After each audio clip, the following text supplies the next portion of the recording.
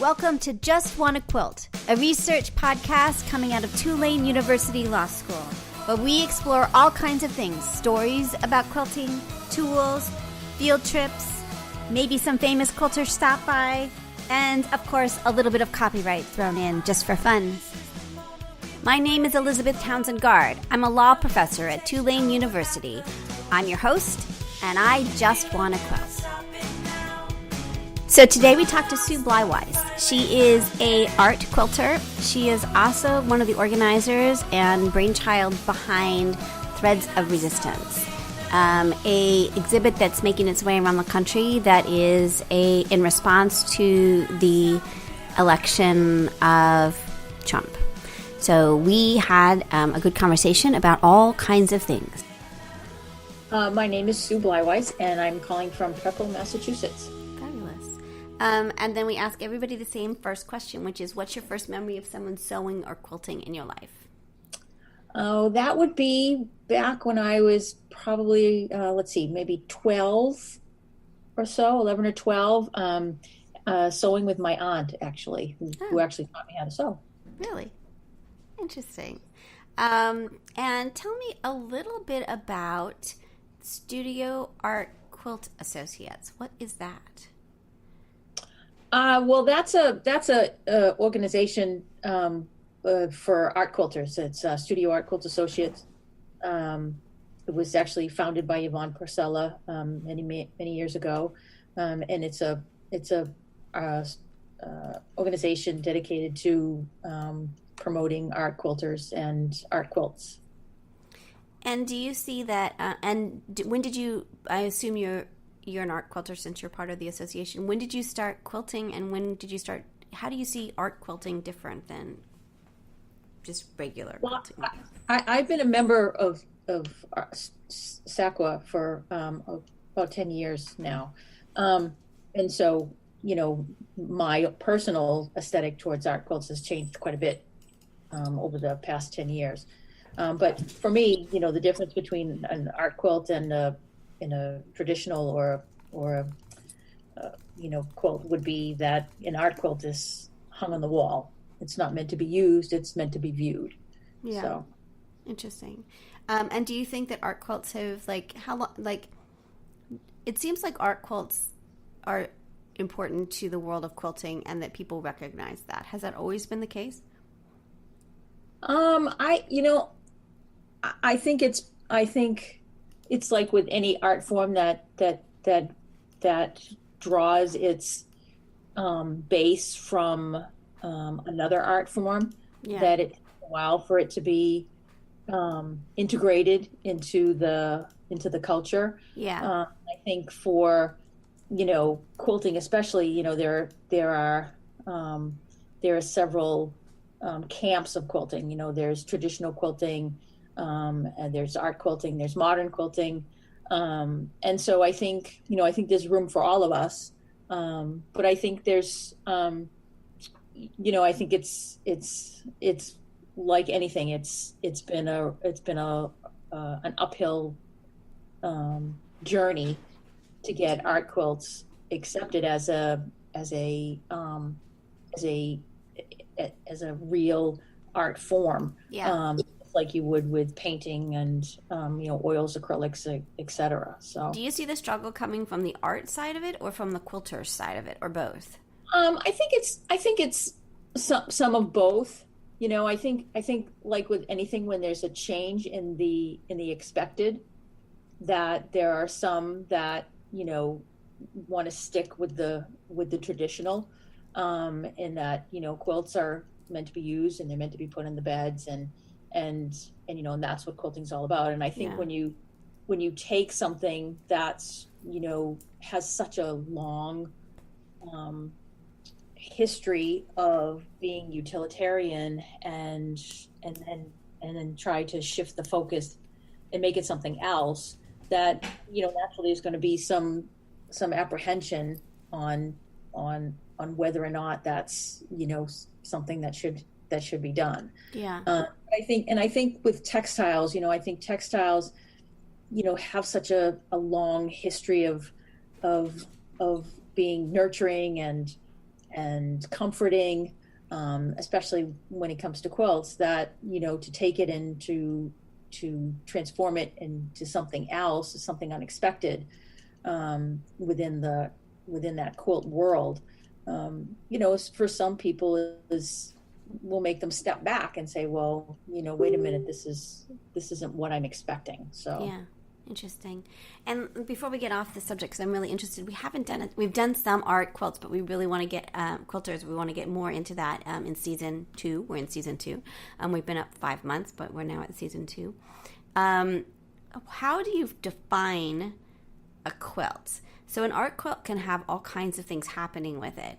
What defines it? Is it the construction? Is it that it has a back, a batting, and a front? Like, what makes it an art? I get the art part. But in an art quilt, what makes it an art quilt? Well, I mean, I don't think there's any specific rule here. I think, I think as long as it's textile and it's stitched, for me, and it's more than one layer, would make it an art quilt for me. Interesting. But that's my, personal opinion. I think if you ask a dozen art quilters what they would define it as, you get dozen different answers depending on what style they're using, what techniques they're using, what materials they're using. So I think it's all open to interpretation. I think the one thing that they all have in common, though, no matter what the description is that they're meant to be hung on the wall. Interesting. And then it'll be interesting to see if there is crossover between not being hung on the wall and art quilts, like if that happens, like that's a nice distinction. But that's interesting. And what about like shows, like quilt shows? How accepting are quilt shows in understanding that the techniques might be different in an art quilt? Well, I think art quilting has come a long way with regards to quilt shows. Yeah, I think so too. Because in just about every quilt show that's out there, there is an art category of some kind. And even with the big shows, like the Mancuso shows, even with the original Sew Expo shows, you'll see art quilt exhibits at these shows, right alongside the traditional quilt exhibits as well. International Quilt Festival in Houston is a good example of that too. I mean, you've got traditional categories, and then you've got a wide range of art categories as well. So I think I think that they've integrated the art categories of quilting, quite nicely into just about every show. Yeah, interesting. All right, so we are here because you are also part of Threads of Resistance, which I bought the book. I just have to say, I bought the book. I haven't seen the exhibit in person, but I am an admirer from afar.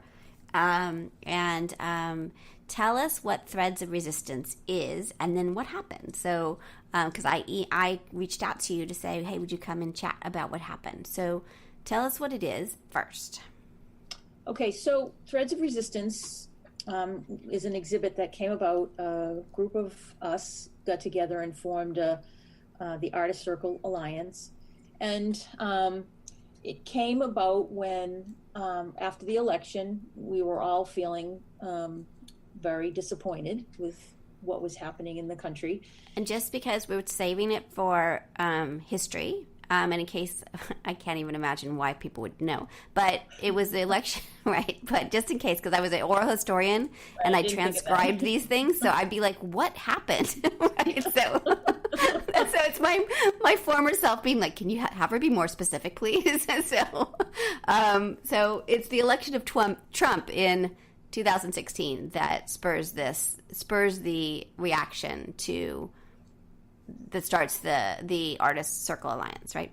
Right, because after that election and the results, we were all not feeling very great about what was happening in the country. Yeah. And so, and like a lot of people, and we were trying to figure out a way to channel that frustration and disappointment and anger about what was happening around us. And so, the idea to put together an exhibit, channel that that frustration into making some art and maybe put together an exhibit. And originally we thought it would just be the group of us. We'd make a piece and see if we could get it to hang somewhere. And then, as we started talking more about it, and the more stuff we were seeing on social media with other artists expressing their feelings about what was happening, we thought, well, you know what, maybe we should open this up and use it as a way to help other artists also channel what they're feeling into a piece of artwork. And so Threads of Resistance was born, and we put a call for art out. We worked through all the logistics, and we put a call out for some art, and we really touched a nerve. Yeah. We ended up getting a little over 550 entries from around the world.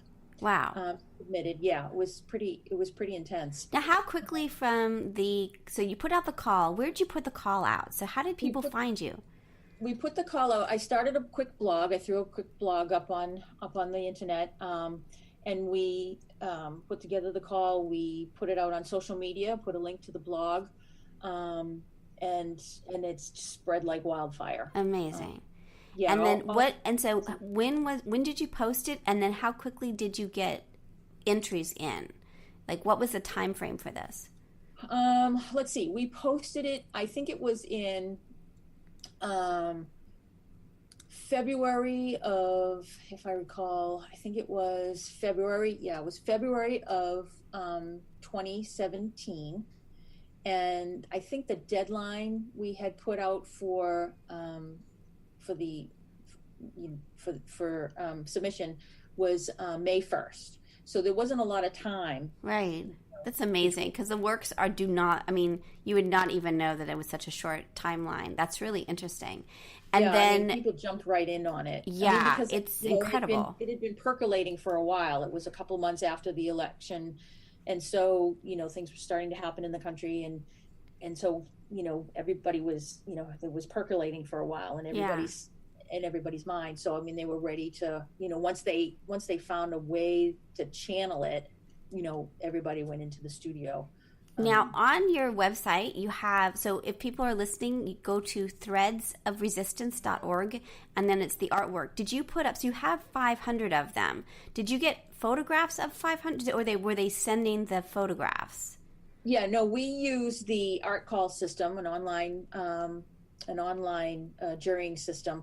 So people went to that software, and then they uploaded photos, an artist statement, and all their contact information and everything else needed. And we use that electronic system to jury the artwork that would be part of the traveling exhibit.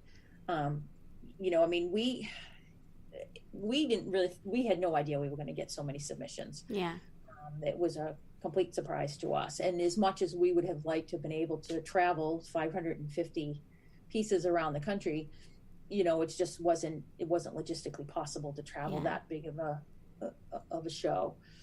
So we had to jury down to the ones that could would travel. Be part of the traveling exhibit. And in order to do that, the Artist Circle Alliance is all over the country here. So we needed an electronic method online so that we could, view the artworks together and have discussion about, what we wanted to do and that sort of thing. So the photographs online, are those all of them, or are those just the ones you chose? No, actually there's both. All of the artwork that we received, all of the submissions are on the website, with the exception of a few that people asked us not to. The artist asked us not to include it on the online gallery. So just about all of them are out there for everybody to view. They're so cool. So, they're cool. They're beyond cool, right? The creativity, that's what I love about this project, is the level of creativity is just so amazing. And these are just, they go all over the place. They're just, if you're listening, take a few minutes and just look at it. It's just incredible. It really just is. And it was important to us that because of there was so much talent and some really incredible messages in the artwork it was important for us that it be seen, no matter whether or not Yeah. it was part of the traveling exhibit or not. And that's why we put the website up and put all of the pieces out there, and the artist statements are out there as well. That's And then amazing. also there's another tab on the website where you can see just the ones that are actually traveling in the traveling exhibit. Traveling And exhibit. I see it. along Yeah. It's incredible. It's really click over, worth. there's a link where you can actually listen to a statement recorded by each one of those artists that accompanies the artwork as well. So Oh, that's interesting. Click here to visit. Right. So you can hear the. Okay, I'm clicking. yeah, if you go to the traveling exhibit page, Yeah. there's a link that says you can read the artist statements, and then there's a click here to visit the blog. Yeah. That will take you to a page where all the artworks are, and you can actually listen to us. Oh my gosh, that's so cool. How did you have them recorded? Did they just ask them? How did you? Yeah, we're using a guide by cell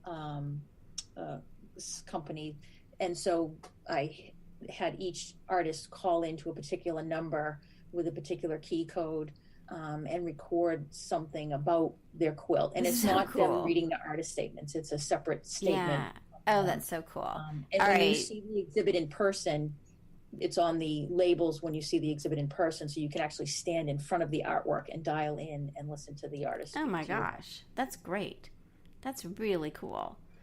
I love it. I mean, We've got a lot of great feedback on that. they're just. I mean, they're just incredible. I mean, they just really are. I mean, it's just incredible. Anyway, all right. So I'm sort of immersed. So this is not hard hitting journalism because I kind of just get into like whatever we're doing and I forget we have to ask questions. Okay. So, all right. So threads of resistance. So this resistance movement in fiber arts is really spreading. It's really big. We went to the Museum of Design Atlanta, which had a ton of art and craft. It's called, I guess, art and craft. Craftism, I'm saying it wrong, but it was incredible. And the welcome blanket movement, and obviously the pussy hat movement. All of these spaces of mostly women, but men and women, expressing themselves in fiber arts. So, and you're hugely part of that. And I find it really moving and really, really, really cool. That's no question. There's no question in that. Anyway, do you feel like it made a difference, an impact? Like, how do you feel like threads of resistance? What role does threads of resistance play in our times, which are very tumultuous times? Yeah. Well, I mean, I think, like I said, I think it helped give a lot of people a way to channel what they were feeling into something positive. And a way for them to express, what they wanted to say using a medium that means something to them. Yeah. It was a way to connect two different things, and have something come out of it that was, everlasting in a lot of ways. And also a way for them to be able to communicate that, to someone else. When you stand in front of some of these artworks, there's some pretty powerful imagery in some of these pieces, and it's delivered in such a way that hopefully it creates a dialogue, but it also gives the artist a voice, where they may not have a voice to be able to say what they're feeling. It's huge. And I think that's pretty like cool. The individual voice and then the collective voice of protest is amazing. I mean, it just really, it's very powerful.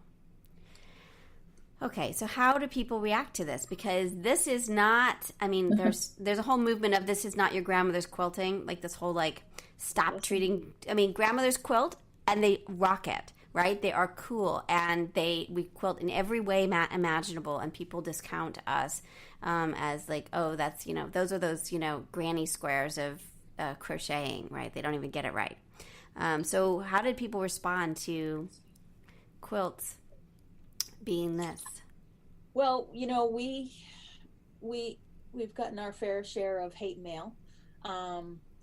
We got our fair share of being called unpatriotic and disgusting and horrible and all kinds of other things. And that's, we expected that. We're taking a art form that's, like you said, it's traditionally thought of as, grandmother's quilts, and we're using the art form to convey some messages that for a lot of people can be very uncomfortable. And I get that, it's some of the imagery and some of the language on some of the quilts is pretty strong. And but I think that also speaks to how, this is how the artists are feeling. But I think, and it's okay to put those words onto quilts. I think that is, it's such an interest. I interviewed Sean Kimber about this. There is a thing. I mean, there's two things. First, the act of doing it, act of putting what we think of as naughty words onto fabric is a really interesting experience. And then also the receivers of it. It's important. It's a breaking a barrier down, I think, which is really interesting. Yeah, I agree. And I think, but on the average, on the whole, for all of the negative feedback that we got on it and all of the negative emails, we have gotten far more positive responses. Interesting. By a long shot. We've gotten emails, so many thank you emails, and emails from people who said it was such a great experience to go to the exhibit with, their daughters, so that they could use it as a teaching moment to say, this is what women do. We stand up, we make our voices heard, and this is another way of having that happen.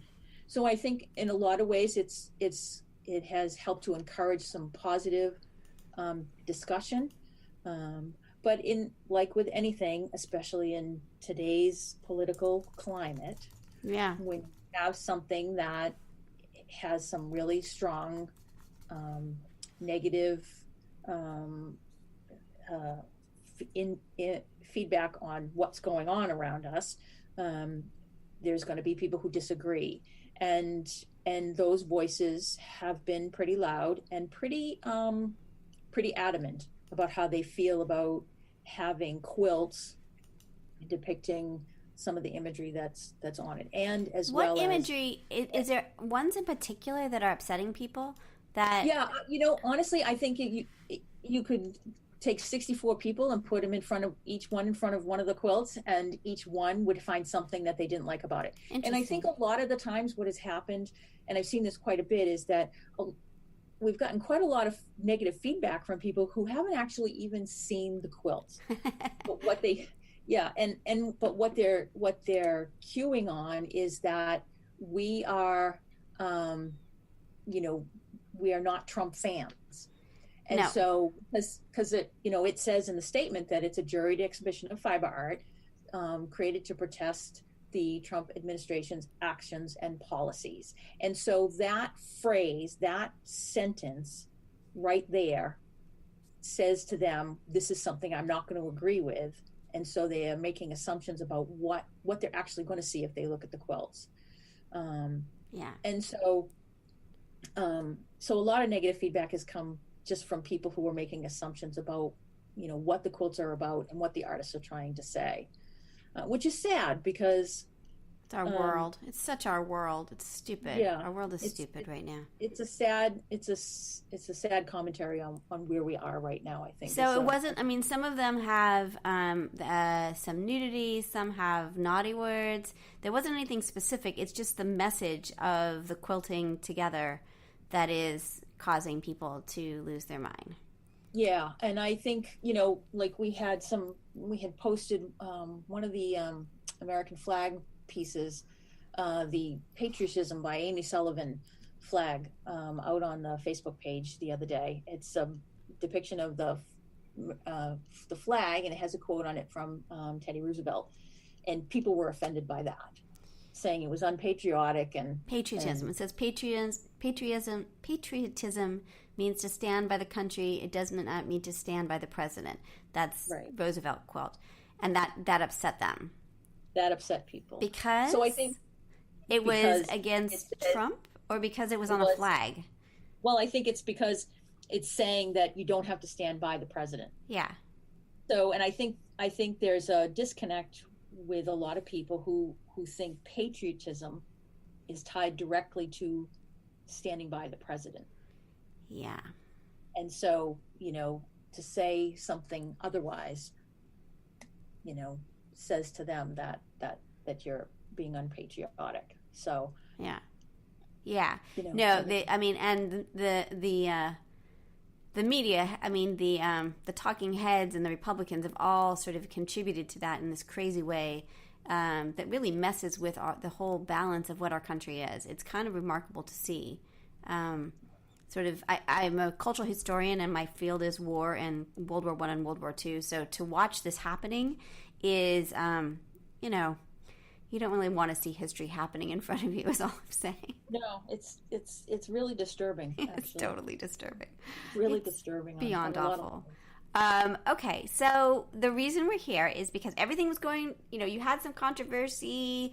First of all, the other question I had is, how did you get it into museums this quickly? Because most museums plan stuff for, really plan out, their schedule. So you put out the call in February, you get stuff by May, and then by when were you in the New England Quilt Museum? That's where you started. When do you launch there? Yeah, it premiered. It opened at the New England Quilt Museum on July 15th, 2017. How did you do that? That's Yeah, I know, it's pretty incredible. Incredible, well, right? Interestingly enough, as soon as we put the call out, maybe I don't know, a half hour, wasn't more than 45 minutes later, I got a call from Pam Weeks. Oh, I love Pam. Pam's part of our project. She's like my very favorite. Yeah, she called me and said, "We want it. Wow, we have to have it here." And I had but before that, I had also reached out to the Fuller Craft Museum, and I told her, I said, "Well, I've also reached out to the Fuller," and so Pam said, "Well, we want it, and I'll move something around in order to get it here." And the Fuller wasn't going to be able to have it wasn't going to be able to make space until December, and I really wanted to get it out fast. Yeah. And so I worked with Pam, and we decided we would open it at the New England Quilt Museum, which was huge. Right? It was huge, and it meant a lot that it was going to open there at a quilt museum. It's huge, and there's what they do and who they are, and it was and where they are. Right. Lowell is a city of immigrants, and right. so it meant a lot to have it open there, and we were really thrilled that they were willing to take the leap, because they signed on to take the exhibit before they had seen any of the artwork. Amazing. So it was a big leap of faith for them to do it, and we will always be grateful for that. That's huge. So, that's really huge. Huge. And then I started to get calls. I got a call from the Mancuso folks who said, "We want it." I got a call from the original Sew Expo, and they said, "We want it." So I didn't actually have to call anyone. That's amazing. That's To amazing. book it anywhere, which was great. So it's amazing. It saved me a lot of legwork. Hugely, and made it. And then the other thing you did, which was so amazing, is that you created a book. So tell us, I'm writing a book, and I think we're going to do self-publishing on it, on copyright, and quilting. But tell us a little bit about that process. We're going to have some others on that are doing that. But why self-publish it, and why did you choose CreateSpace? Tell us what CreateSpace is and what that process was of trying to get the book ready as well. Yeah, we knew we wanted to do a catalog, because we knew at some point, the exhibit would travel and then it would end and the pieces would go back, and at some point the website will come down and stuff. And so we wanted a way to at least preserve, the parts, the traveling exhibit things. And we knew that once people saw the exhibit, they were going to want to have a takeaway. They were going to want to have a catalog to bring home with them. So we decided to do a catalog, and we were working on a pretty tight time frame, because we wanted to have the catalog ready for the opening. Right. So you got the submissions coming in. When did you judge them? You had a May deadline. When were you judging them? Right. The deadline was May 1st. I think notifications went out maybe 3 weeks later. Wow. 3-4 weeks later. There was a lot of give and take. We had a lot of images to sift through, a lot of artist statements to read, and we read every single one of them. Wow. And evaluated every single piece, and then culled the 64 that we knew we and did your life just like stop? Did you know that? I mean, yes. like I think about planning like things like this, and I think like that's a lot of time. Is all I'm saying. Like, did you like just be like, okay, family, pets, you have to just take care of yourself because I can't deal with anything else? Yeah, and it was interesting too because I had just signed a book deal with C&T to do my third book, and so I had just started working on that, and then Threads of Resistance started, and everything, my desk got cleared and everything got pushed aside, and this was all I did for about 6 months. Wow! Until we got it to the opening, and it went and then it started to travel. Yeah, it was all I did. And it was, I have no regrets. I learned so much. Well, it's such an important, I think, it's such an important moment. It's one of the proudest moments of my artistic career was right. to be involved with this. So, yeah. We interviewed Jana Zweiman from the Pussy Hat group. Yeah.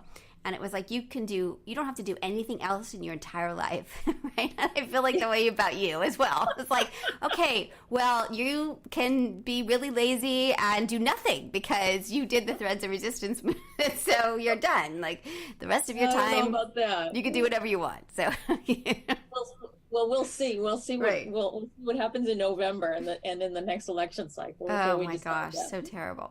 All right, so then we decided we would self-publish, right. And we used CreateSpace to do that. Yeah, how was your experience? CreateSpace is an Amazon product where you can self-publish. How was your experience doing that?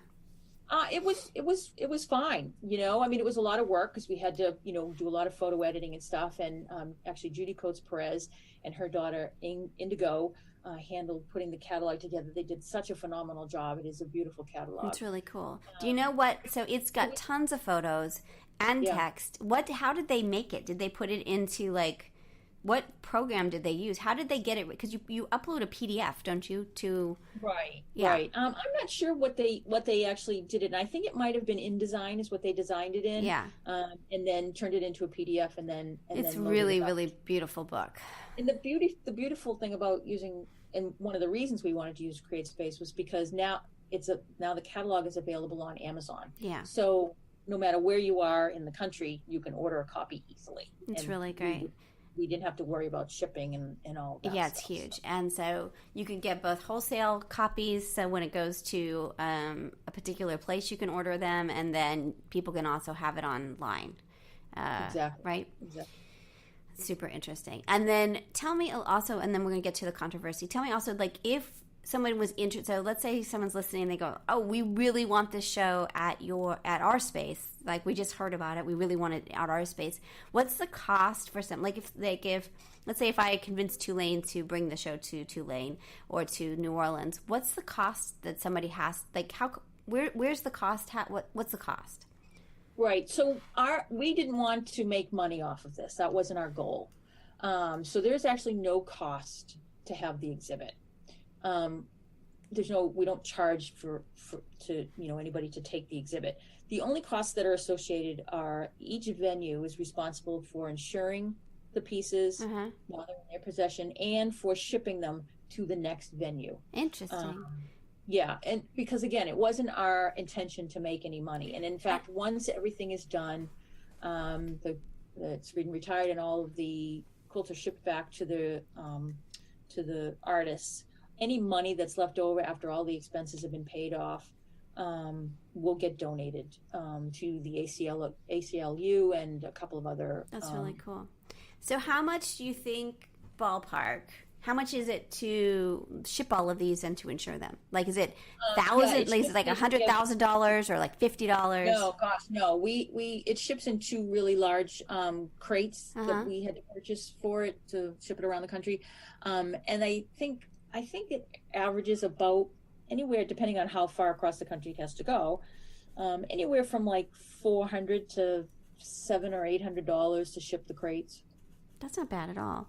And then insurance, which would be Right. And then, obviously the venues are responsible for carrying insurance in case something happens. right. Do they do these? And they normally do that? That seems like a normal thing for like a museum. That's pretty standard. I mean, oh, that's really cool. We'll have to. I want it in New Orleans. I want to see it in person. It's totally selfish. Like, I don't do anything that's not selfish. I'm just kidding. So, it seems like altruistic, but I'm like, I want it here, and I want to spend all of my time just watching them, looking at them. Okay.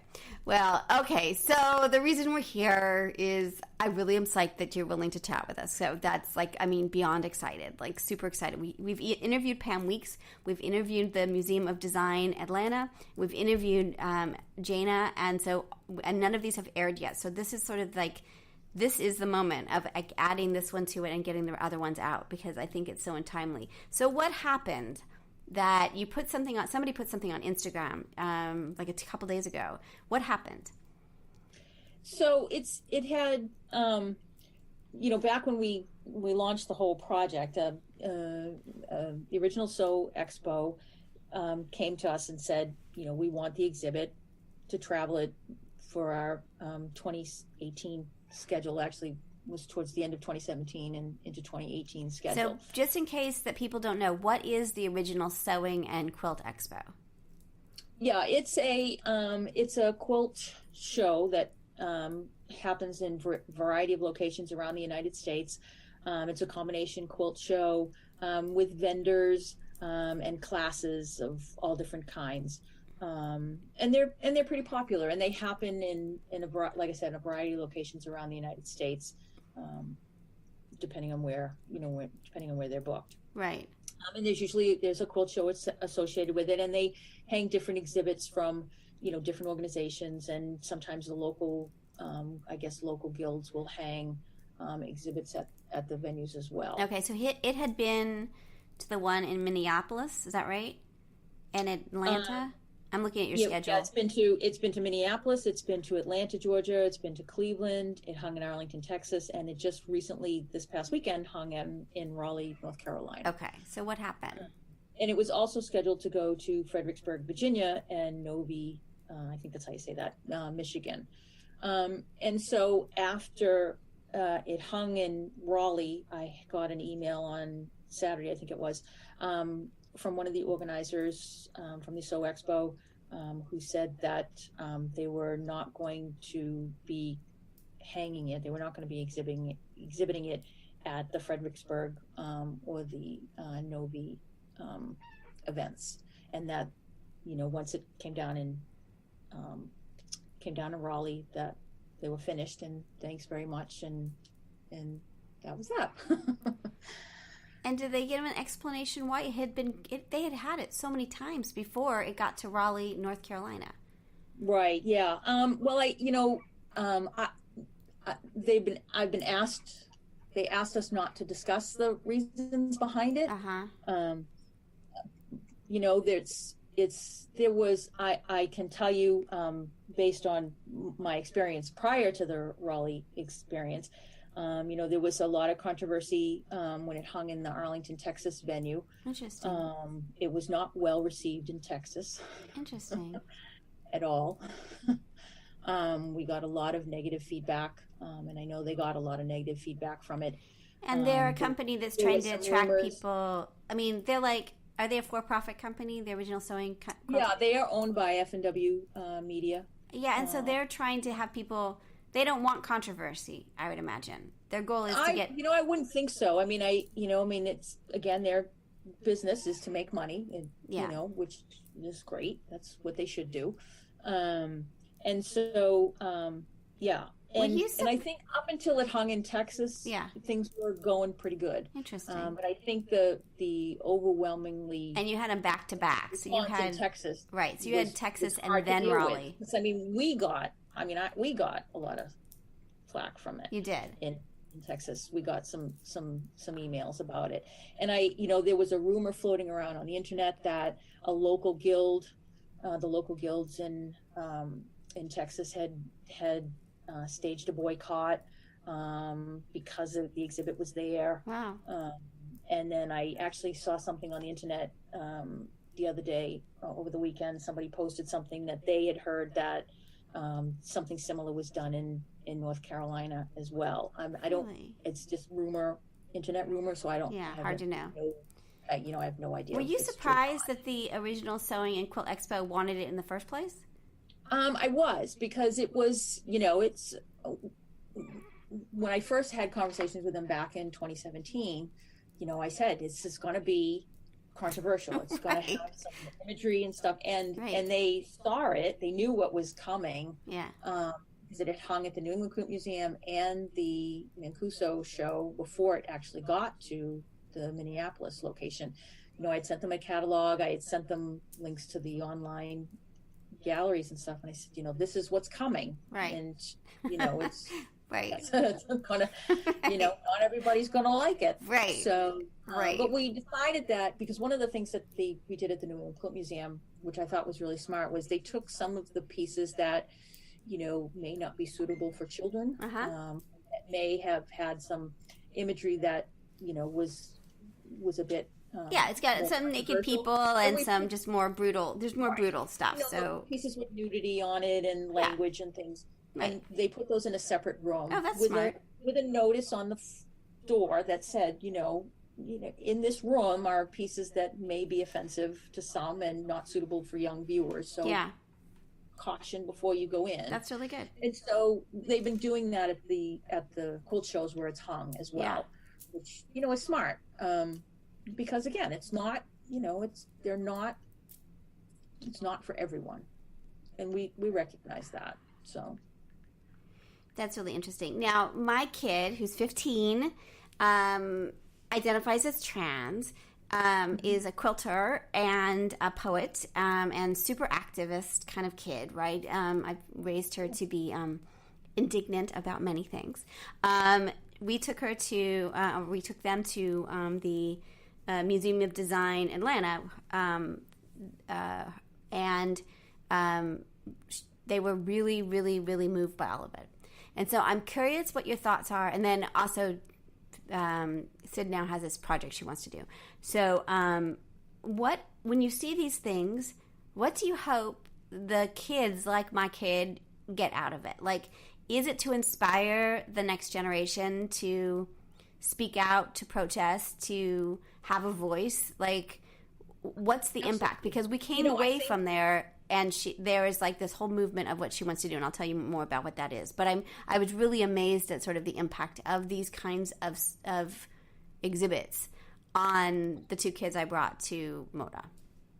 Yeah, I mean, I think you've nailed it there. I think there is something really special knowing that we've put together an exhibit that people can stand in front of and walk away inspired, and to feel good about wanting to voice what they're feeling, and to stand up, and I think Threads of Resistance has been really cathartic for all of the artists in that way, because for a lot of us, I mean, I live in a very small town in Massachusetts. I live in, I have very little contact with other artists on a regular basis other than the internet. I live in a predominantly blue state. So to, being involved in Threads of Resistance was my way of getting my voice heard. It gave me an avenue, a way to stand up and say, hey, I've got an opinion here and I have something to say, and I want it to be publicly acknowledged that I've said it. And I think that's what art can do. Yeah. In any form. Yeah. It gives the artists who may be, for me, I'm a bit of an introvert. I work in the solitary studio by myself on a daily basis. Totally, me too. And then suddenly, like my last project, I was like, I felt like I was in a cave for 10 years just coding law, like all day long. And now this project, I'm like chatting with people. I'm talking to you. Do you feel like there's suddenly it has given me, it's given me in some ways a lot of courage. Yeah. To stand up and say what I think. That's great. Whereas a few years ago, I may not have felt that way. Yeah. And so I think art in any form, has that power to give courage to the artist to say what they want to say. And I think that's, what more can we ask of it, That's right. Okay, so any thoughts you have, sort of, what did you learn? And like, if something else happens, like the kids being taken from their parents at the border, like this sort of call to action. I think about your project. I think about the Pussy Hat Project. You do this on a very fast time frame, and you got it out. And I'm curious if you have any suggestions of when the next thing hits and people want to do something, how do you do it? Yeah. Okay. So first of all, you have to know it's an incredible amount of work, and it doesn't end with just, the first venue. You have to manage it throughout the entire run, making sure it gets to where it needs to get to and on time and everything. But you need a team of people. The Artist Circle Alliance, we work together as a team, because you can't, doing it as by yourself. Yeah. It completely takes over. So you need someone who's willing to handle the scheduling and the finances, somebody who's good at the editorial stuff, who can handle the website stuff, the catalog stuff, all of that stuff. Yeah. And you had a pretty good team then. You had Yeah, we have a great team. We really do. We have a really great team. And there's a lot of things that have to happen that you don't realize. When you first start out, it's like, okay, well, we're going to put the call for art out and we're going to charge $30 for people to submit. It's like, okay, well, where's that money going to go? So now you need bank accounts, right. You need PayPal accounts to attach to the bank account, and you need contracts for the venues, and you need to set up a LLC, and you need to file the paperwork for that, and so there's lots of things, that have to happen right. Behind the scenes. Right. In order to get, for everything to happen. So it's a lot of work. And my advice is to talk to somebody who's done it before you. Mm-hmm. And you get like a flood of calls. I'm just kidding. Yeah, I know. And so, talk to somebody who's done it. Yeah. And get all of your questions answered and get your list together before you go public with it. Yeah. And decide, how big do you want it to get, and how you're going to manage it, as it goes through its life cycle, because it's like, for me, I once the exhibit is retired, all of the pieces will come back to me, and they all have to be boxed and shipped and returned to the artists and stuff. So there's still, even when the exhibit ends, there's still more work that has to be done. Are you So a couple questions. First, are you going to keep exhibiting it? Is that, the last one is in November. Are you hoping to have more venues, or are you ready for it to be done? Yeah, right now it's scheduled to close in Charlton at the Charlton Sewing Center. In October, in November. October and November. In Massachusetts, yeah. Right. And ends in November 4th. Uh-huh. And I have gotten a couple of emails from people who may be interested in exhibiting it, if we can make it work. Yeah. Sometime in November or December after it comes down from Charlton. Yeah. I'm not sure if that's going to come together or not. Yeah, and I'm totally, you've got me on your list. I got to totally find a venue to come to New Orleans. Yeah. So it's possible that the last three that are on the run right now may not be the last three. Yeah. If we could squeeze another one or two in between now and December 31st, then, we can do that. But I would like to say that if anybody hasn't seen it yet and they want to see it, there are at least 3 more opportunities. It's going to open at Experience Fiber Art in Rochester, New York. Very cool. We'll run August 3rd through the 24th. Then it travels to Pennsylvania National Quilt Extravaganza, which is the Mancuso Show Management folks in Oaks, Pennsylvania. That'll be there September 13th through 16th. And then it'll be in the Charlton Sewing Center in Charlton, Mass, October 15th through November 4th. Very cool. This is so cool. All right, so two final things.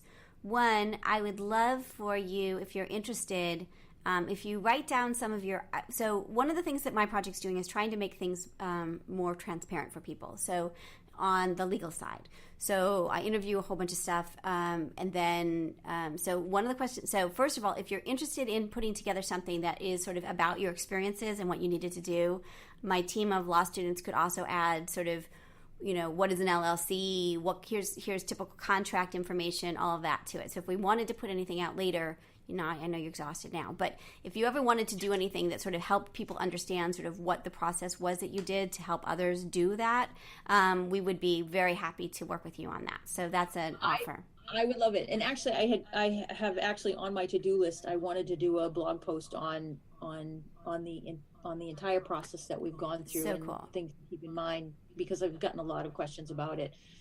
And so, I would like to make it easier for the next person. So the other two questions I have, I know I said I had two, but I actually had three. I forgot about one. So the last one is, did you have any intellectual property issues, which is actually what I'm supposed to ask you like 10 minutes ago. So I always forget, that's the project and I forget. Actually, we did. And we were really careful about copyright. Yeah. Because, we did have some quilts that were submitted with imagery that was taken from the internet, that had song lyrics, and recognizable song lyrics, I should say, and some other things that we were advised from a attorney that we were working with at the time to avoid. Yeah. Because we didn't want to have to deal with any copyright issues and that kind of stuff. So we actually, we went over every single piece that was submitted very carefully for any copyright. That's really interesting. Very interesting. Yeah. That's really interesting, because you didn't want that controversy overwhelming the what you wanted was for people to see the quilts, not a copyright controversy.